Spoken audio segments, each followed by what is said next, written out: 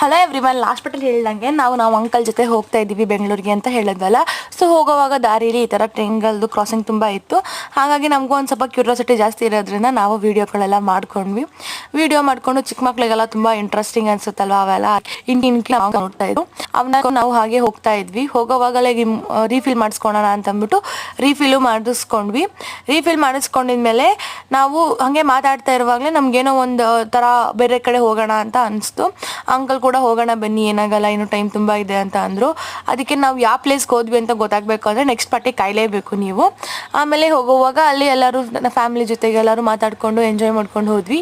ಸ್ವಲ್ಪ ಹೊಟ್ಟೆ ಹಸ್ತಿದ್ರಿಂದ ಸ್ನ್ಯಾಕ್ಸ್ ಕೂಡ ತಗೊಂಡು ಬೇಕ್ರಿಲಿ ಬರ್ತಾ ಇದ್ವಿ. ಆಮೇಲೆ ಅವ್ರ ಮಗ ತುಂಬ ಕಾಮಿಡಿ ಮಾಡಿಕೊಂಡು ಎಂಜಾಯ್ ಮಾಡಿಕೊಂಡು ಈ ಟ್ರಿಪ್ನ ಒಂಥರ ಫನಿಯಾಗಿ ನಾವು ತುಂಬ ಕ್ಯೂರಿಯಸ್ ಆಗಿ ಇದು ಮಾಡ್ತಾ ಇದ್ವಿ. ನೆಕ್ಸ್ಟ್ ಪಾರ್ಟ್ಗೋಸ್ಕರ ಕಾಯ್ತಾ ಇರಿ, ಬಿಕಾಸ್ ನಾನು ಆ ಪಾರ್ಟಲ್ಲಿ ಹೇಳ್ತೀನಿ ಯಾವ ಊರಿಗೆ ಹೋದ್ವಿ ಅಂತ. Thank you.